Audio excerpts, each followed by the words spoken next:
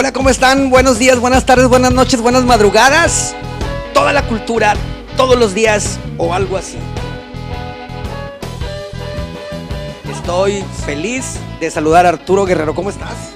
Bien, gracias Gerardo, y pues un gusto y un placer de compartir este tema tan apasionante de los Beatles para nosotros con todos ustedes. Laura Gervasi, ¿cómo estás? Muy bien, Gerardo, encantada de estar aquí compartiendo contigo y con tu público. Feliz.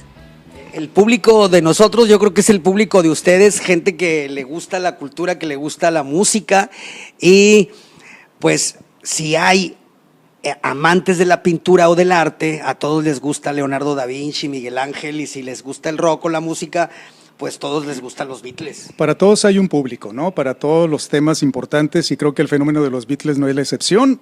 Hay público de todo, o sea, desde niños hasta gente adulta mayor, ¿no? Bueno, dije una mentira, Laura. Fíjate que yo sí conozco gente que no le gustan los Beatles, pero también conozco gente que dice que no hubo holocausto. Quien dice que Carlos Salinas de Gortari fue un gran presidente y Porfirio Díaz también. Pues fíjate que, bueno, se aceptan todas las ideas. Dicen que está bien chido el satanismo. No, pues digo, se respetan todas sus opiniones, pero pues ahí están los hechos que te dicen si hubo holocausto. No me voy a meter con Salinas de Gortari, no, gracias. Hay quienes dicen que Pedro Infante vive.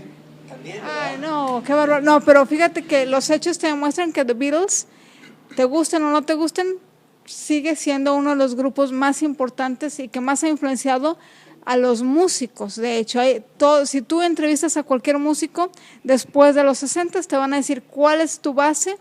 Bueno, todos los que vinieron después, The Beatles, porque antes de la generación de The Beatles era Elvis Presley, y después de los Beatles, obviamente los Beatles. Y yo creo que ya no va a haber nadie quien les llegue.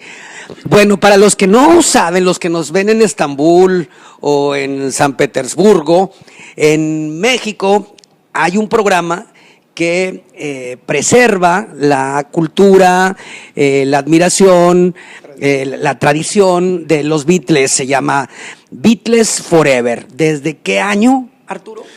Beatles Forever nació el concepto radio exactamente el 7 de octubre de 1995, dentro de la estación, y formamos parte de ese grupo que ya no existe, Stereo 7, yo creo que todos recuerdan esa famosa estación, ya no existe, pero nosotros iniciamos ahí y luego del 2000 empezamos otra etapa de Beatles Forever. ¿En la 99?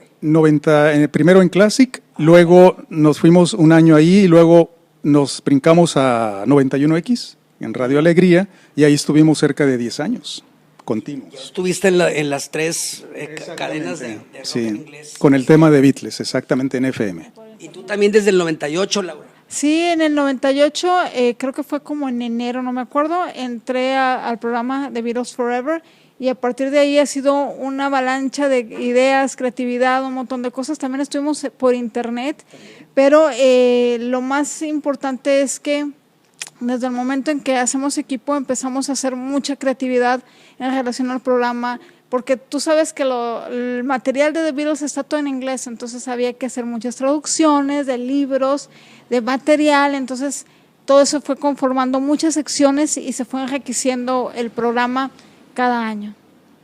Y estamos hablando, Gerardo, de una época en la que todavía no estaba el internet al 100% como hoy, la tecnología, la información que la tienen al alcance.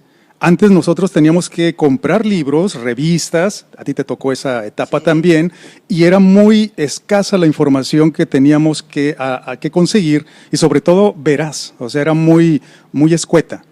Ya con el avance y la apertura de internet, de Wikipedia y toda esta información, ya es diferente, la gente tiene al alcance toda la información a la mano, pero también así como la tienen al alcance, hay mucha desinformación. Entonces nosotros crecimos o tuvimos la oportunidad de tener esa transición entre conseguir libros especializados en el tema físicamente, como también ya en internet ahora lo corroboramos y vemos que hay ciertos datos imprecisos en internet. Entonces es por eso que nosotros seguimos fieles a lo que nosotros nos tocó vivir hace 15 años, ¿no? Con esta transición del internet.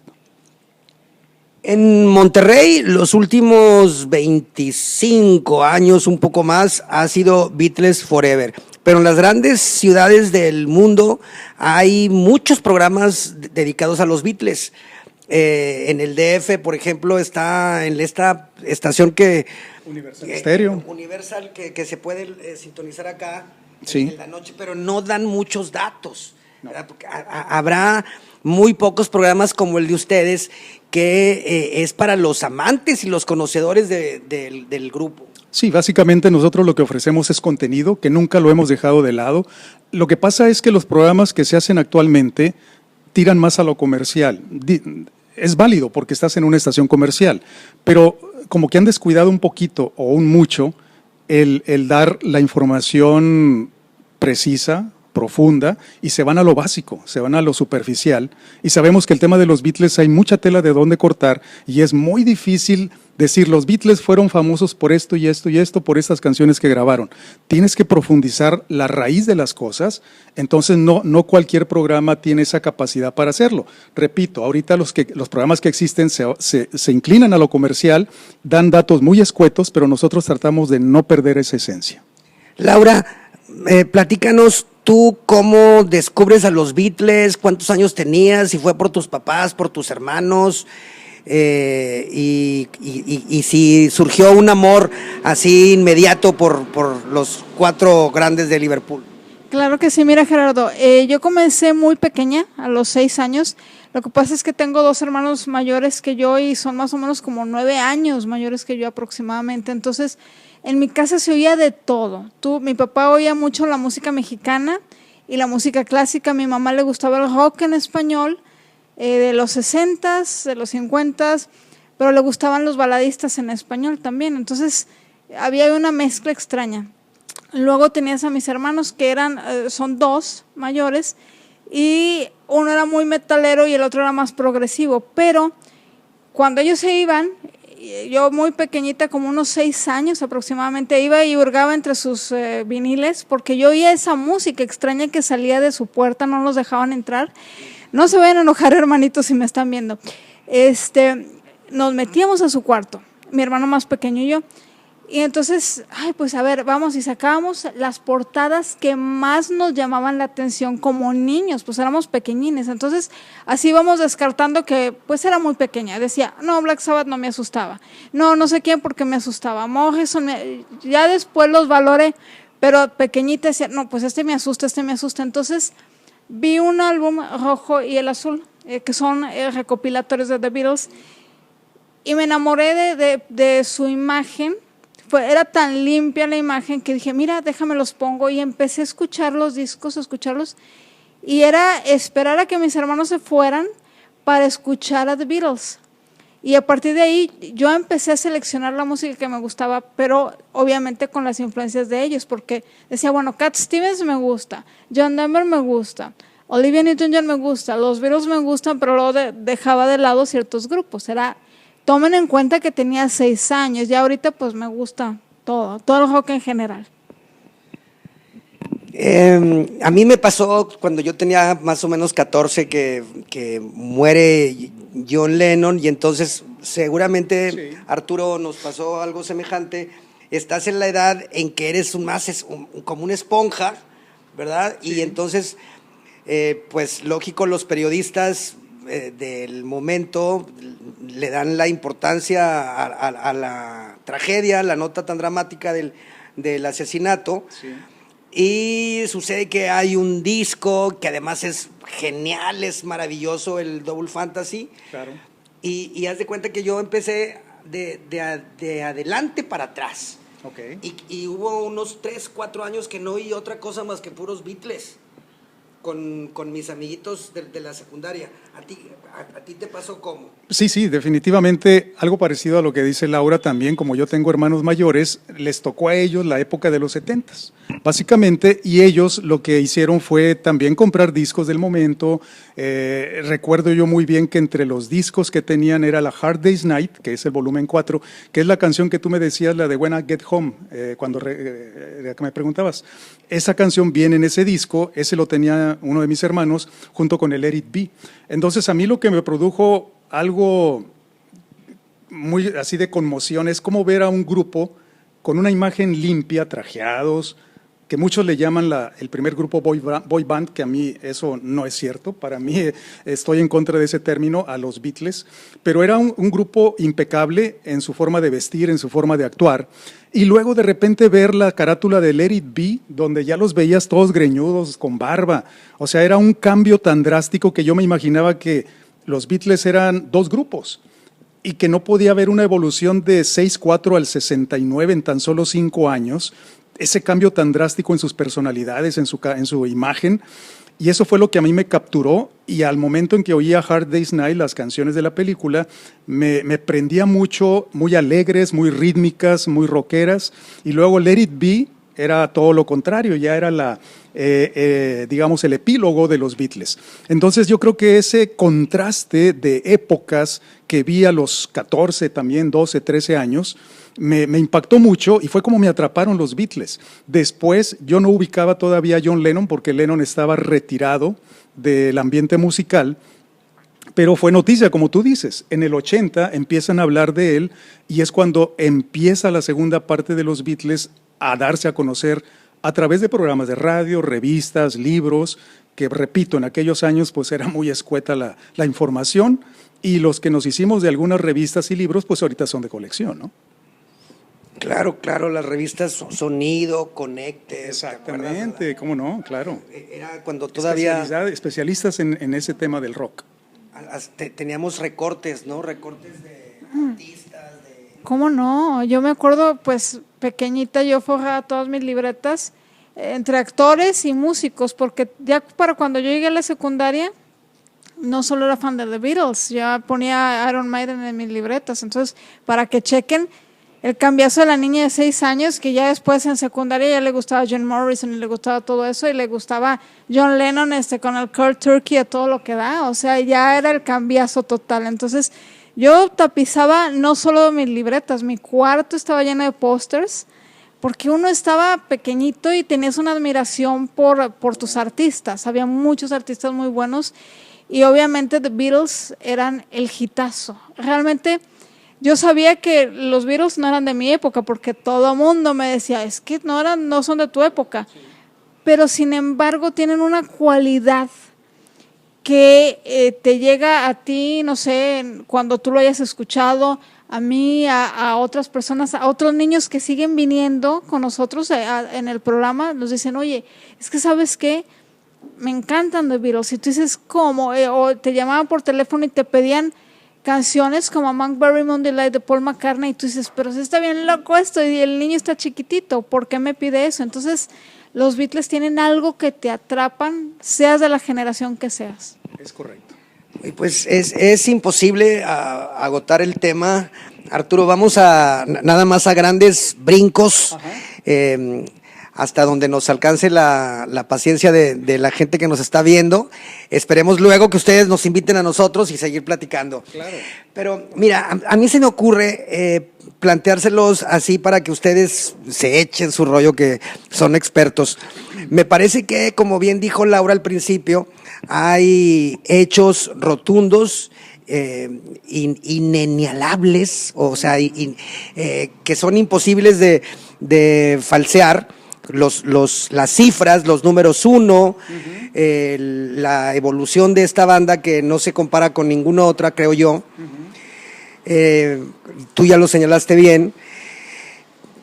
Y hay otra que a lo que le llaman Beatlemanía, que yo considero que es una especie como de mitología o amor a la nostalgia de una época que yo considero la época de oro de toda la música rock, y a esta banda por lo que representa, como decía la canción, sí es cierto, nosotros somos la revolución, pues una revolución ideológica, estética, un reflejo muy claro de lo que es la inocencia de la adolescencia, pues, y que además son una especie de filósofos, poetas, adelantados a la época, como que parece que tratan todos los temas, Laura, y además muy jóvenes. O sea, hay canciones, reflexiones, temas que los tratan como si fueran cincuentones, ¿no? O sea, Taxman y esa y otras, de mucho cinismo, de mucha madurez. ¿Ustedes por qué, cómo consideras que se creó esta mitología y que a mí me parece, la verdad, que no va a tener fin? O sea, está muy difícil para que haya en la historia de la música otra banda como Miguel Ángel, como Beethoven, como Mozart, como Leonardo, que llegue a estas alturas. Así, extiéndete, compadre. ¿Empezamos, Laura? Bueno, ok. Sí, el fenómeno de los Beatles es muy amplio, definitivamente, Gerardo. Y bueno, para definir el término de Beatlemanía, para empezar, nace el 13 de octubre de 1963, en una presentación que hicieron los Beatles allá en Inglaterra, que prácticamente estaban iniciando. Y de ahí se desata el fenómeno de la Beatlemanía, porque así lo acuñaron los primeros periódicos al día siguiente en una columna de 8, en un periódico de 8 columnas, que nacía el fenómeno de la Beatlemanía, y de ahí en adelante los Beatles, haz de cuenta que fueron, como tú lo dijiste, un número tras uno, números uno tras otro. Sí. Entonces, los Beatles, creo yo, a reserva de lo que Laura opine, para mí en lo personal, el que abarquen todos esos temas como personas sobre problemas sociales que les tocó a ellos, porque hay que recordar que ellos nacen después de la guerra, de la Segunda Guerra. Entonces es una generación que les tocó vivir muchos cambios y les tocó vivir varias guerras importantes. Crecen exactamente. Después de la guerra. Sí, en plena guerra. Exactamente, y crecen es una generación que se documentó mucho también, Gerardo, o sea, que leía. En el caso de John Lennon, para ser más específico, por eso si tú ves a Lennon lo ubicas en diferentes etapas, vamos a llamarlo así, de su vida, como un Lennon revolucionario, un Lennon activista por la paz, un Lennon que opinaba sobre los problemas sociales, y eso lo dejaba plasmado en sus canciones. Por eso creo yo que en el caso de Lennon, sus canciones van a perdurar por siempre, porque reflejan problemas sociales que todavía aún hoy los vivimos, y estamos presenciando guerras, problemas sociales, y Lennon dejó plasmado mucho de sus sentimientos de amor hacia Yoko, hacia la mujer en general, y también de problemas sociales. Por eso las canciones de Lennon siempre vas a encontrar en Imagine, en Mother, en Starting Over, las vas a aplicar a cada época de tu vida, porque Lennon vivió lo que todo ser humano vive. Yo creo que ese es un punto importante. Y los otros tres Beatles, claro que también tuvieron su momento de hacer canciones, el caso de Harrison, pero ellos en diferente forma. Ahora, rápidamente, hay que tomar en cuenta que los Beatles fueron 4, no es nada más uno. Por eso yo creo que también esa es otra parte importante de los Beatles como fenómeno, de que hay diferencia entre las bandas contemporáneas a ellos, que eran la mayoría era un grupo y un cantante. Sí. Era el alma, el cantante. Los Beatles, los 4, cantaban, componían. Yo creo que eso hizo la gran diferencia de los Beatles a diferencia de los otros grupos de su época. Laura. Fíjate que a mí me gustaría agregar a lo que dice Arturo algo muy interesante. En los 60 hubo un auge, poquito antes de que se acabaran los 50, un auge de gente muy intelectual, como bien dice Arturo, leían mucho, les gustaba andar en galerías, les gustaba conocer gente interesante, por decirlo de alguna forma, pero cultos, que les gustaba la cultura, que les gustaba pues toda manifestación de arte. Entonces, al tener esto en cuenta, ves lo nutrido que son sus canciones. Por ejemplo, Arturo ya nos habló de John Lennon, que era el más introspectivo, poético, y que definitivamente que cuando conocieron a Bob Dylan, pues dejaron un poquito de lado también las canciones que iban dedicadas a los fanáticos, de que eran From Me to You y cosas así, ¿no? She Love You para de un chico a una chica, y empezaron a ser más introspectivos, perdóname, más de una forma de ver las cosas, analizarlas y plasmarlas en la letra. Paul McCartney, bueno, él es como más músico. Él siempre buscó la forma de expresarse a través de la música, un poquito decir, bueno, dejo un poquito de lado la letra, pero el colorido musical de él es impresionante. George Harrison se metió mucho en la filosofía de la India, en la filosofía hindú, y él enriqueció la música y la cultura trayéndonos a todo Occidente, trayéndonos o poniéndonos en la cara, ¿verdad?, toda esta filosofía. Y Ringo, bueno, era el de más sentido del humor. Entonces tú ahí tienes las diferentes personalidades y que también eso enriqueció mucho a la década de los 60. Fíjate, nada más para cerrar ahorita que decías de los diferentes personalidades de ellos, en un principio cuando George Martin les hizo la prueba en los estudios Abbey Road, él buscaba un vocalista que fuera el líder del grupo. Entonces cuando se dio cuenta de la habilidad que tenían para hacer primera, segunda voz, Lennon y McCartney, dijo, pero estoy mal, estoy buscando a un líder vocal, siendo que los cuatro se complementan perfectamente. Entonces ahí vemos a un productor como George Martin que tenía esa visión, ¿verdad?, diferente a los productores que lo rechazaron, porque antes de George Martin, Brian Epstein, el manager, tocó puertas y los rechazaron siempre, a los Beatles. No les gustaban, a lo mejor unos le dijeron, es que los grupos de guitarra ya van a pasar de moda, otros a lo mejor las letras de sus canciones no les convencía, las voces no les gustaba, pero George Martin vio en ellos algo que los otros productores no vieron, y por eso a muchos consideran a George Martin como el quinto Beatle, porque él estuvo inmerso musicalmente en el estudio al igual que ellos. Uy, pues a lo que comentan me da así como para decirles 5 preguntas. Pero bueno, ahí a lo primero que se me ocurra, que al cabo no vamos a agotar el tema. Lo que me habían dicho, no vayas a mover las patas, la rodilla. Dime de una vez, ¿qué te parece si nos comentas de este disco? Okay. Mira, como paréntesis. Estos discos, bueno, no se te van a olvidar las 5 preguntas. Bueno, nada más rápidamente como paréntesis, este disco, que es un sencillo de la compañía Musart, al igual que el que tenemos de este lado, este LP, la compañía Musart, Gerardo y amigos que nos ven, fue una compañía de discos que en México tenía un catálogo muy amplio, ¿verdad?, de artistas, donde participaban Angélica María, Alberto Vázquez y todos los cantantes de la época que hicieron, pues dejaron huella en el rock mexicano. ¿Qué era Musart o qué se volvió Musart después? Bueno, ¿Quién la compró? Musart era mexicana. Y esta compañía fue la que definitivamente promocionó a los Beatles por primera vez cuando en el 63 no eran conocidos en Estados Unidos. La compañía Musart distribuyó los primeros 5 discos junto con un triple álbum que dio a conocer a los Beatles en México, nada más. Por eso, hoy en día estos discos están cotizadísimos como discos de colección, porque la compañía Musart solamente imprimió cierto número de discos, y estos que tenemos aquí en la mano, Gerardo, son los mismos discos que anduvieron girando en torno a coleccionistas, o sea, no se volvieron a imprimir. Esta es la portada del disco. Es que lo que pasa es que no había un control en las fotografías. Podían poner a los Beatles del 6-5. ¿No es portada esta? Sí, es una portada de un disco, pero ellos podían, como no había un control, claro, podían poner la foto que quisieran en cualquier disco sencillo o LP. Por eso vemos aquí el volumen 3, a diferencia de otros, de los primeros 5 discos de los Beatles en Estados Unidos, que también son diferentes. Pero la compañía Musart sacó los primeros 5 discos con portadas diferentes. Luego, la compañía Musart la compró Capitol.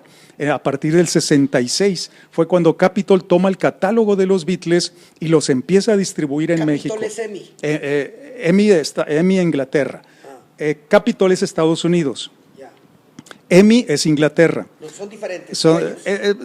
Pero es la misma filial, son los mismos. Nada más que en Estados Unidos es Capitol, en Inglaterra es EMI.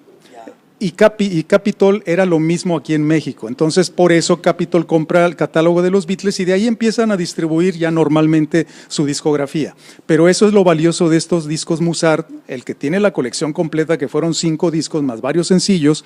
Es importante que lo sepan, que son de colección, porque repito, Capitol nada más imprimió cierto número y ya no volvió a imprimir porque la compañía desapareció, simplemente. Dejó de editar estos discos, vaya. Está bien bonito el set que armaron. Gracias. Está padrísimo. Bueno, A propósito Mozart. y de las 5 preguntas, Ok. esta no era, pero ya salió, se va dando. Yo creo que pocos grupos, o tal vez sea la única banda, el único grupo de rock que da para tantas curiosidades, para tanta información, Sí. porque tiene que ver con su caudal de creatividad. O sea, hay una evolución de disco a disco, de disco a disco, parece una novela, ¿verdad? O sea, parece una gran novela, además resumida. La banda duró menos 8 años. menos de 10 años y tal vez no pudo haber durado más porque vivían en un vértigo, ¿no? O sea, lo vivieron todo y luego no me lo imagino yo. Se separan a los 30 y a los 30 empiezan todos una carrera diferente como solistas. Sí, como dices tú, yo creo que es un misterio para los estudiosos, los biógrafos, que hayan hecho tanto en tan pocos años y que haya sido en esta circunstancia, Laura, juntos, ¿verdad? Porque se complementaban, se enriquecían unos a otros. Fíjate que aquí muchas de las cosas como hay que irnos al contexto de la época de los 60s, muchas cosas no estaban establecidas, los contratos, etcétera, etcétera, entonces todo era nuevo. Entonces, por ejemplo, muchas de las cosas que iban haciendo los Beatles eran pioneros, entonces si no había el contrato, que si era de Capitol, que si no era de Capitol, que si era de Parlophone, que si ahora hicieron esta canción, que si era en mono, que si era en estéreo, entonces todo ese tipo de cosas. El misterio también que los rodeaba, porque hay que recordar que a los Beatles, tú los ves, antes de ser el grupo que fue, en Hamburgo se vestían bien rebeldes, eran, como decían, que ellos eran en privado lo que los Stones eran en público, o al revés. Pero, por ejemplo, ya llega Brian Epstein, los viste de traje, entonces ahí ya empiezas a crear la leyenda. De tal modo que para cuando en 1969 terminan The Beatles, ya en 1970 que ya se disuelve totalmente la banda, empieza la leyenda. Y tú sabes cómo es la situación con las leyendas. Tienes muchas historias, algunas por comprobar, otras no, otras se quedaron así, pasaron muchos años para que llegáramos al punto de decir, bueno, no fue yo con la que rompió con los Beatles, fueron ellos mismos, fue la situación económica que traían, etcétera, etcétera. Entonces, a donde voy es que precisamente el fenómeno de los Beatles llegó a ser tan grande, más grande que John, Paul, George y Ringo como personas. Ellos se quedaron así chiquitos y los Beatles estaban acá arriba. Entonces era muy difícil opacar esa leyenda, era muy difícil decir, bueno, qué es cierto, qué no es cierto, y por eso los fans, los críticos, etcétera, etcétera, empezaron a estudiarlos, y los fans obviamente querían saber más y no había tanta información, bueno, vamos a saber más, ¿no? A buscar más, y de repente le buscaban 3 pies al gato donde no lo había. Entonces se crearon así muchas leyendas, muchas cosas que no son ciertas, y pues con los años afortunadamente tienes Beatles Forever para que te vayan diciendo qué es y qué no es también. Y como en el maravilloso y mágico mundo de los superhéroes, ¿verdad? Es todavía más divertido porque lo compartes, ¿verdad? La fascinación se comparte y entonces parece como algo que no se va a acabar nunca. Además, que como ya lo señalábamos muy, muy rapidito, luego cada uno hace una carrera igual de inconmensurable. O sea, todavía faltaba que Lennon hiciera Imagine y Paul McCartney sus 20 o 30 éxitos imposibles de igualar, pues, ¿no? Y fíjate, ahorita recordando y que se hablaba del fenómeno de los Beatles, también hay que mencionar que creo yo, a excepción de los Jackson 5 también en su momento, pero tuvieron su serie de caricaturas los Beatles, que los llegaron a pasar en la televisión mexicana, dobladas al español. Entonces, de alguna serie, una serie de caricaturas como ves, unas caricaturas... ¿Como Yellow Submarine? No, bueno, el productor Al Brodax fue quien manejó también esta serie o cartoons de los Beatles, que eran aventuras de 5 minutos, que las pasaban en televisión. Se grabaron alrededor de unos, no sé, a lo mejor 50 o 60 capítulos que los pasaban semanalmente, y en México llegaron a transmitirse por el famoso Canal 5. Después, sí, y platícame de una vez Arturo. A ver. Termina. Bueno, nada más decía eso del fenómeno de los Beatles, que llegaron a tener también sus propias cartoons, y ahorita, al paso del tiempo, el fenómeno fue tan grande que son de colección, que lamentablemente no se han comercializado, pero los podemos conseguir a través del mercado de coleccionistas, ¿verdad? Esta portada, me decías fuera que es una portada muy rara, se te hizo rara esta portada, ¿verdad? Bueno, esta fotografía fueron de las primeras que Brian Epstein, el manager de los Beatles, les arregló sesiones para que se promocionara el grupo. La compañía BJ es precisamente otra compañía parecida a Musart en México, nada más que esta es en Estados Unidos. Su catálogo era 100% de música de color, música negra. El único grupo blanco que manejaba la BJ era Frankie Valli y los Four Seasons. Por eso cuando los Beatles, la BJ empieza a promocionarlos en el 6-3, eran la competencia entre Beatles y Frankie Valli y los Four Seasons. De hecho, sacaron un disco donde ponían a los dos como competencia en un solo disco, unas canciones de los Beatles, otra de Frankie Valli, y así los alternaban. Por eso la BJ también fungió parecido a la Musart, donde podemos ver que la BJ después desapareció, vendió el catálogo de las primeras canciones a la Capitol de Estados Unidos, y la misma historia se repitió con Musart. Pero es un disco muy interesante porque es la primera, este disco, Gerardo, es de la primera edición o el primer tiraje de Introducing the Beatles que dio en Estados Unidos en el 6-3, por eso se llama Introduciendo a los Beatles, dando a conocer a los Beatles. Lamentablemente el 6-3 pasó sin pena ni gloria, y la compañía, como no era muy conocida, no tenía presupuesto para promocionarlos, pues el disco quedó nada más como hasta ahí. La gente, el que lo adquirió, lo conservó, pero no pasó más allá, sino hasta el 6-4, cuando Capitol empieza a meterle fuerte publicidad a los Beatles, y es cuando son el fenómeno a nivel mundial. 2 preguntas breves, respuestas breves. Según tú, ¿cuántos discos hicieron los Beatles diferentes y cuántas composiciones tienen? Discos son 13 nada más, 13 LPs, más algo, sencillos y extender play. Y compilaciones sí, fueron varias, o sea, son 13 discos. Son que ellos grabaron en 9 años, en 9 años y medio. 8 años, ahí, exactamente, nada más, 13 LPs, más aparte sencillos y extender play. Y de ahí en adelante, después de la separación, ¿Cuántas son canciones se sabe? 209, ¿no? 209 o 213 por ahí. Sí. Ahora, ha habido, cuéntame algunas anécdotas. ¿Hay reuniones de especialistas en Estados Unidos o en México de los Beatles? ¿Los han invitado a dónde? Cuéntenos.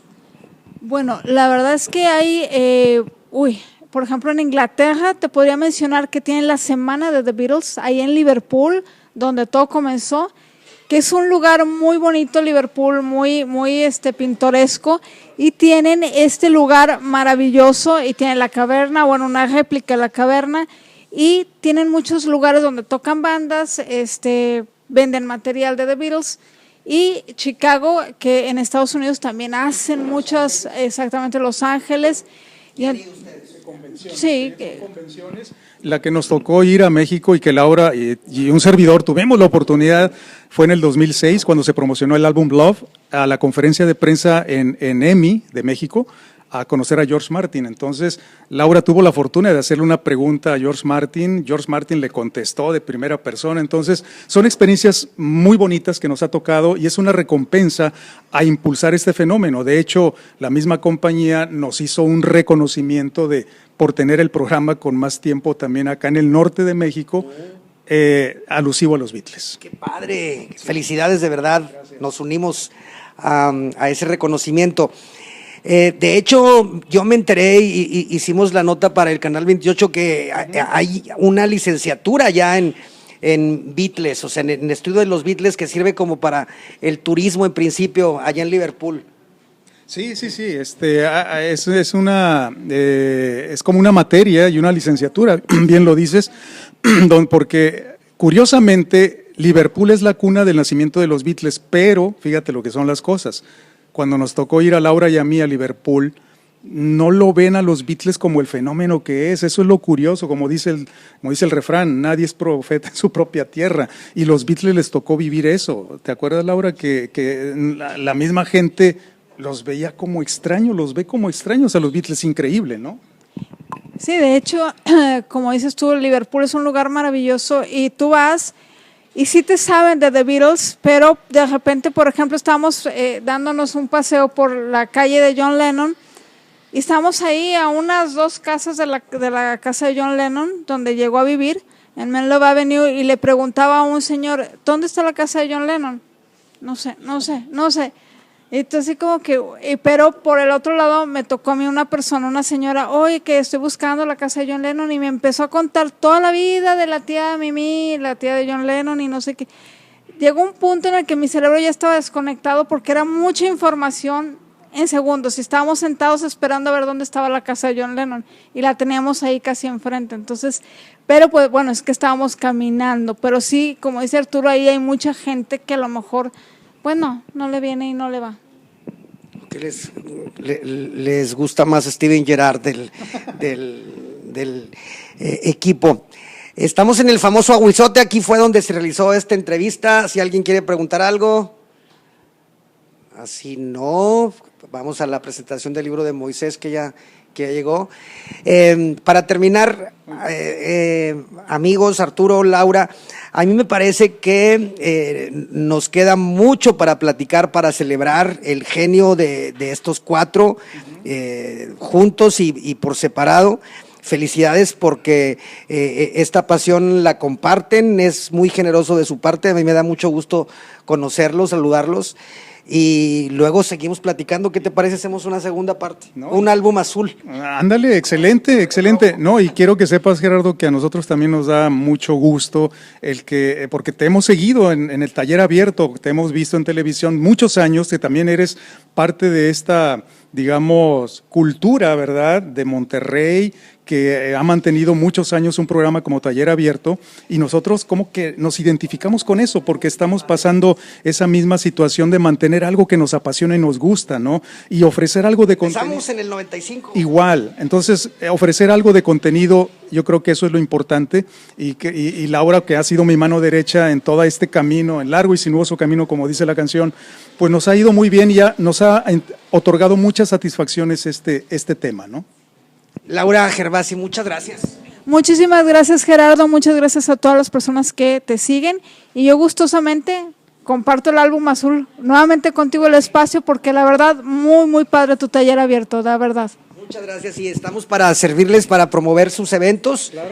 Beatles Forever en vivo. Así es. Aquí en el famoso Aguizote o donde sea. En donde sea que nos sigan. Nos acompañamos. Claro que sí, y próximamente, si Dios nos da vida y nos presta, a lo mejor volveremos por internet, estamos ahí cocinando algo, y si se hace, pues qué mejor, ¿no? Y créeme que un mundo de regios y de otras partes los estamos esperando. Gracias, Gerardo. Órale. Adiós, gracias en la producción, Claudia Ojeda.